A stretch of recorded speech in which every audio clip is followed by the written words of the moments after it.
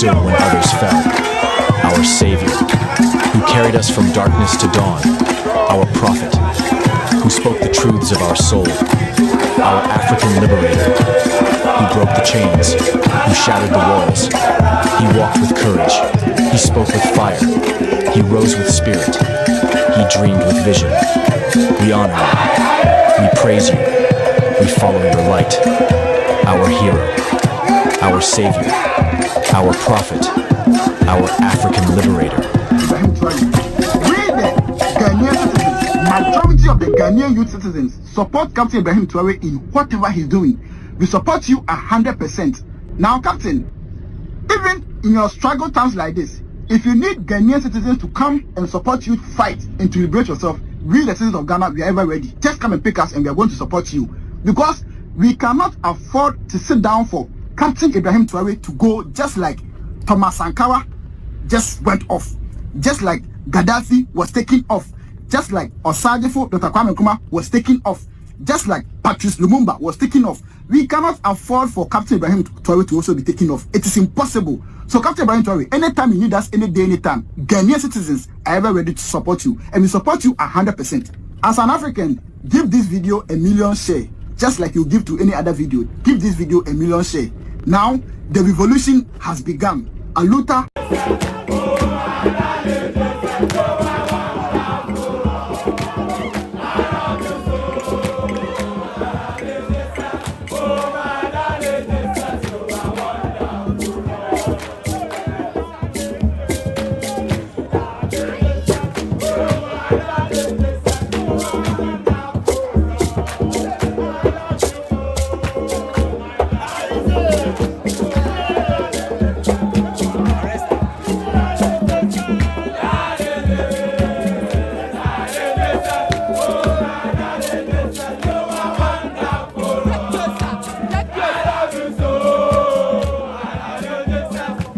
Who stood when others fell, our Savior, who carried us from darkness to dawn, our prophet, who spoke the truths of our soul, our African liberator, who broke the chains, who shattered the walls.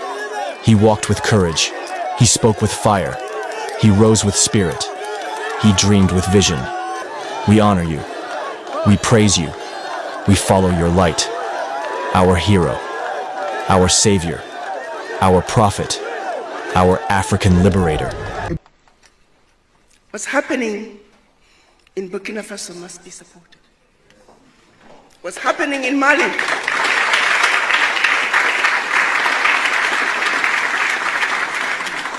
must be supported. What's happening in Niger must be supported. If you care the least bit about our future, how else are we going to get France out of Africa? How else are we going to get Britain, Germany, all those former colonizers? They're now in as multinationals, siphoning billions out of Africa, using safe havens to hide their returns.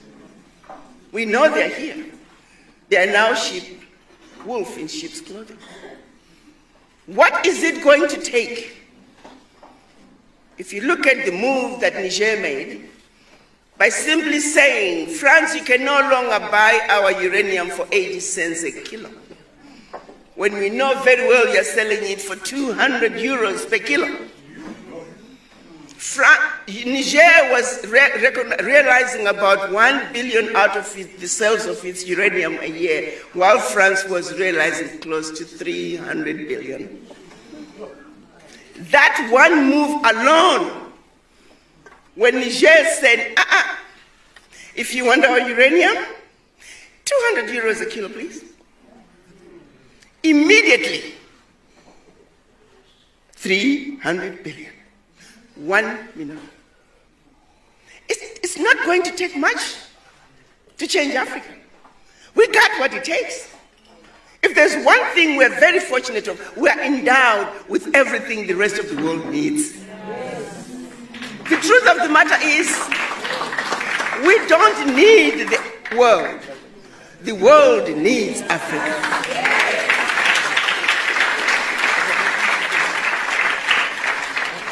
we really know that and believe in it and are ready to stand up and proclaim who we are. And let them know. But I've sat in meetings where I've seen ministers, America, can you help us with this? Europe, can you help us? Begging endlessly for something that we have. Whatever they are giving you is what they stole from us. And they are giving you peanuts. When are we going to stop being outsmarted by these people? They come smiling at you. They come to give you aid. You know very well that's your money. But we're so grateful. I once went to the World Bank. Oh, Ambassador, we have money for the African Union. Please, when the chairman comes. So the deputy chair came, and we went. They had $15 million for us. $15 million for the whole African Union. And here's the kicker. They were only going to give us 50% of that. And then when we can show them what we have done with the 7.5 million, then we can have the other 7.5. Blatantly insulting us. And I'm not supposed to say anything. I got my deputy chair, so I need to shut up. But I asked to go to the bathroom. And I called the chair. I said, could you please come down the hall? I said, let's not take that money. I don't know about you, but I feel highly and royally insulted. Treat you like a child. You don't know how to handle money. So we'll just give you 7.5 million. Let's see what you do with it. And then we may or may give you the rest. It's the same thing they're doing at the United Nations. When Africa is supposed to be at the UN Security Council as the 6th and 7th members of the UN Security Council. But you can't have veto power. So come on in, Africa. Oh, we got a kiddie chair over here for you. Sit over there, we got some cookies. Sit over there and be quiet while we take care of business. And we entertain that. Wow. What's wrong with us? What gives me hope is that we have a vibrant African youth who are saying enough is enough. We are not taking this anymore. This abuse has got to come to an end. The exploitation of the African continent has got to come to an end.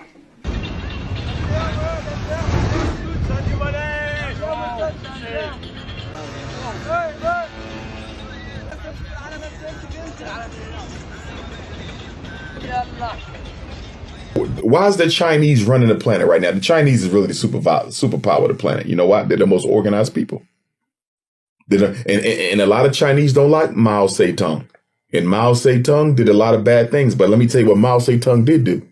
When he took over China, China was considered a debtor nation. Nobody respected him. Nobody paid him no attention. When Mao Zedong went to Russia, Stalin wouldn't even shake his hand. He said, the Chinese are so beneath me, I'm not even going to shake their hand. What did Mao Zedong do? He went back to China. He said, oh, yeah, the world mocks us now. They will need us later. Guess what he did? He started a cultural revolution, which he borrowed from the Honorable Marcus Garvey. He sold being Chinese back to the Chinese people. And then guess what he did? He sent Chinese youth all around the world to study what everybody else was doing and to learn how to make what they were making. And the genius of the Chinese Revolution lies in the fact that they didn't try to compete with the Americans, the French, the Belgians, the British. You know what they did? They said, we simply going to learn how they make what they make. Go back home and make the best replica of it and sell the replica. Mm-hmm. You feel me? The Chinese make everything. I was over there. Listen, when I was in the malls in China, this is the crazy thing about China. In America, if you want to buy some bootleg merchandise, you got to go to the back street, right? Mm-hmm. Guess where they sell it at in China? Right in a mall. Bro, they were selling fake Jordans in the mall. Beautiful mall.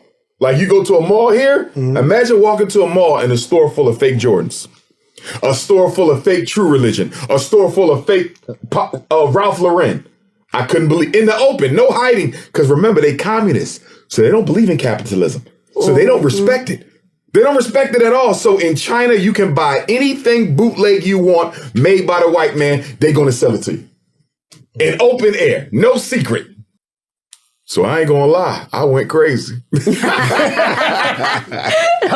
said, damn this. I'm taking some of this back to America. So, it's all about organization. And Mao Zedong sent his youth around the world to learn what everybody else was making. And he decided that China was going to basically become the dollar store and the Walmart of the planet Earth. You know why the white man can't do nothing with the yellow man? The reason the Americans and the British and the French can't stop China, this is what China did. This was genius. Capitalism is all about doing what? Paying $1 for it, selling it for $1,000. Right? Right. Air Jordans cost about $7. We're going to sell them for $250. That's capitalism. We're going to make 100-fold profit, right? So the communists, the Chinaman said, you know what we're going to do? We're not going to compete with them.